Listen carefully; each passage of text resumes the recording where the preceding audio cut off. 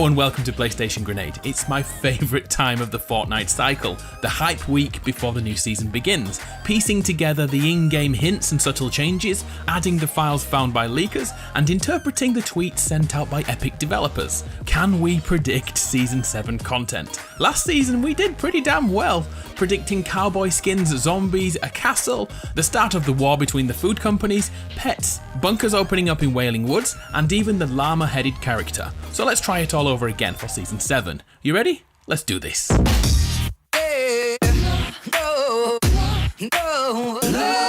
We usually start with the story running through the loading screens, but Season 6 was different from the usual format. The Halloween theme basically showed us new skins in a variety of spooky fairy tale setups.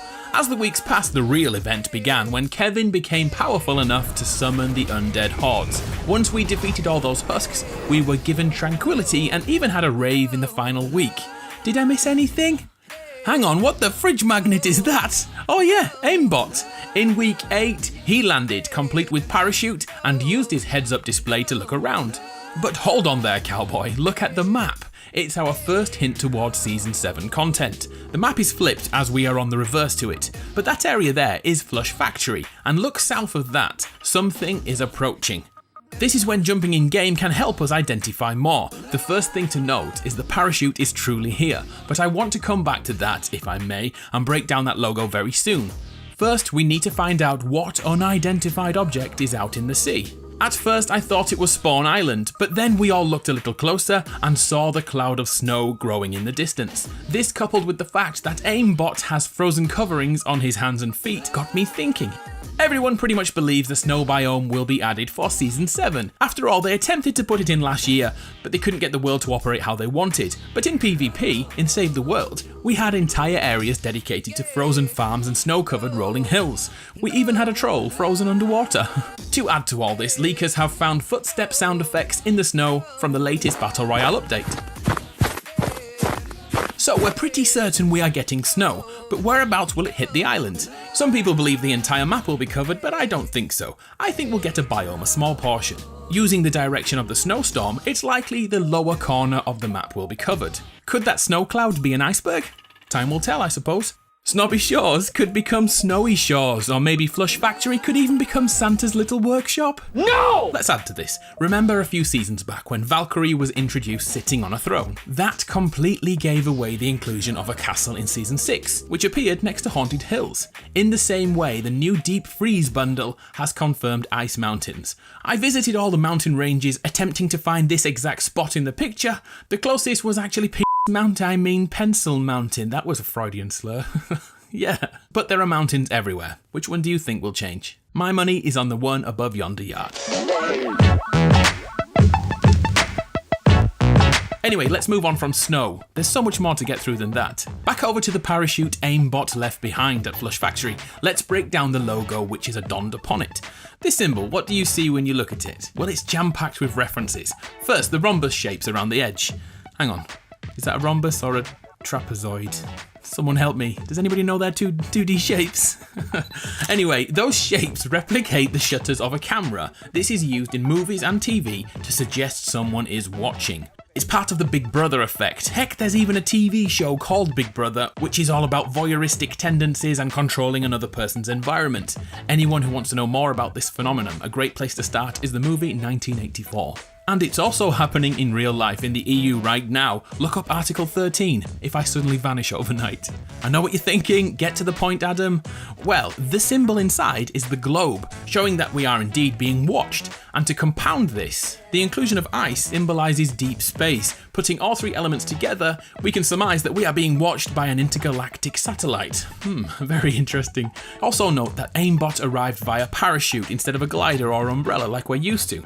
This links to space travel too, with the preferred method to bring shuttles back to Earth, cradled by a parachute. And the typical colours used for these parachutes? Red and white. Take Apollo 13 for instance. Alright, so there was a great deal of information to take in there, but the main theme I want to take from all of this is that we're being watched. Look at the loading screens featuring aimbot.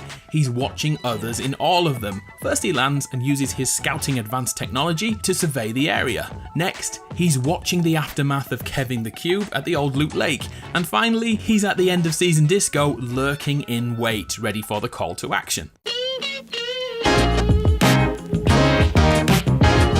I began looking into space robots, and one series of mechs linked to this theory perfectly. Have you seen the movie Elysium? It's a Matt Damon film. Matt Damon! In which inhabitants of Earth are left to suffer whilst the upper classes live on a space station, kind of like a satellite orbiting the Earth. These people are protected by a police force of robots. These buggers are combat robots, great with a weapon in hand, but share the same physical structure of a man. In the film, these robots can be sent down to Earth below to keep the peace, or take down powerful rebel causes. In the story Elysium is borrowed from, the robots from the satellite come down to Earth to take any technology they deem worthy, kind of like those portals and perma-rifts.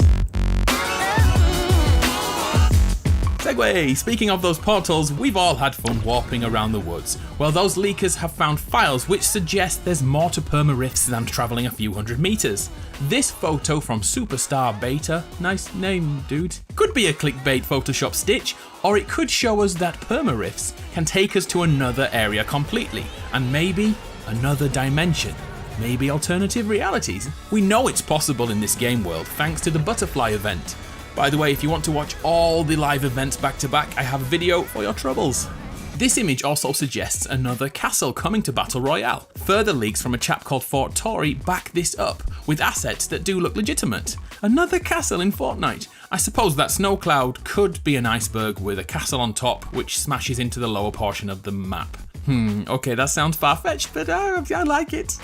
In fact, when NASA tweeted about a perfectly flat piece of iceberg just doing its thing and floating around, Fortnite actually tweeted back and asked if it was Kevin. Food for thought indeed.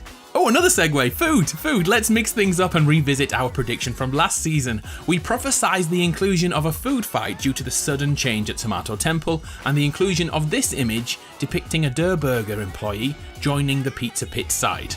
Well, not only were we right, congratulations if you predicted that too, this story doesn't look like ending anytime soon. Over season 6, the Der Burger restaurant officially went out of business, and in a last gasp attempt to stay in business, they took their grub on the road. But in their way stood the Pizza Pit crew, who also lost their home and now take to the streets.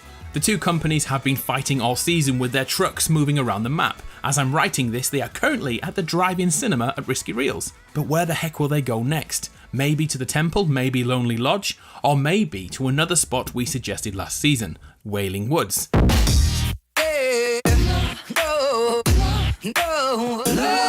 Do you remember the theory we looked into last season about a character who had been waiting to join the fight? He was a chicken enthusiast who left food around the map, most noticeably at Lonely Lodge. During season 6, on the day of Thanksgiving, he appeared in the game, the Tender Defender. If leaks are to be trusted, he will join the food fight with his own company, and those two-way battles will become a three-way sausage fest. They don't make sausages, do they? That joke could have been good, but the sausage restaurant is in Save the World. Damn it, I'll try again next season. The food fight theory also included an ever-growing theme park to be added to the map. It looked impossible a few seasons back, but look how far we've come. A food fight limited time game mode, and even the eventual inclusion of that chicken shop owner. By the way, how good is this glider? Best waste of money ever! To once again set the foundations of this theory in proven fact, recently those lovely leakers found a hamburger file which made a strange sound. When processed using a spectrogram, the image found on Aimbot's armour is uncovered. Could both of these theories line up? Let's change focus again. Recently, Epic employees have tweeted about looking into new ways to travel and traverse around the map, but they always said in Battle Royale rather than in Fortnite. Could this suggest that the hoverboard from Save the World could be coming over to Battle Royale? Those things are so damn cool, and if you love Back to the Future, you will love these hoverboards. Of course, with a new snow biome likely, we could see snow-themed traversal instead, such as a snowboard maybe? I'm calling it now skiing minigame. Nah, maybe not. So, I'm sure by now you've seen the Wreck-It Ralph Easter egg in Risky Reels. Well, this actually links into so much more Fortnite history, so let's uncover it. Back in Season 4, there was a skin themed around Candy, Zoe. She had a glider and a pickaxe straight out of a movie, and you've guessed it, it was Wreck-It Ralph. She uses the identical colour scheme to Candlehead. Back in present day, the free emote Hot Marat is straight from Wreck-It Ralph 2. And a tiny Fortnite cameo where Ralph is trying to do the Fortnite emotes. He's on screen for like 2 seconds at most. It looks like Disney and Fortnite have been working towards this crossover for a while. Remember Thanos? Yeah, he's a Disney property, so the relationship is already in place. And there's more. If you didn't know, I used to be a teacher, which included art fundamentals. Well, I couldn't help but notice all the pets included in Season 6 aren't drawn in the typical Fortnite style. They instead use Disney design techniques, hence why they look so familiar instantly. It's basically a timeless drawing style. When we put all these elements together, we can safely say many Disney crossovers are planned, as Fortnite continues to welcome new gamers daily. I think there's 200 million of us now. Think back to Thanos. How easy would it be to reskin him as Ralph? In fact, what about a candy biome like in Sugar Rush? I'm getting sidetracked again, aren't I? Let's finish with a few smaller indicators we should watch out for over the season. Did you notice the awesome buff to the pickaxe? 5 hits and your foe is gone. This is highly likely test work for upcoming melee weapons, which are hella fun to use in PvE, Save the World. I don't have anything else to base that on, so I'm not going to dwell, let's move on. But speaking of Save the World mechanics, new characters have been added to the game mode, which aren't playable at the moment, but I can definitely see these transitioning into Battle Royale, only for us Save the World OGs. Also, remember Twitch Prime skins? They were so good and helped streamers no end. Looking at the figures behind Twitch subscribers, it's highly likely Twitch Pack 3 will return in Season 7. Most people's subscriptions lapse in January or February, so maybe, just maybe at the moment, another Twitch Prime incentive will appear in the first half of 2019. Right, I've prattled on enough, but I want your help with something. What on earth are the Enforcers here for? What do they do in the story? After the Visitor crash landed in Season 4, and this season's aimbot having an obvious upcoming role in Fortnite, there's a huge question about what the heck the Enforcers were here for. Hopefully, we'll find out in Season 7.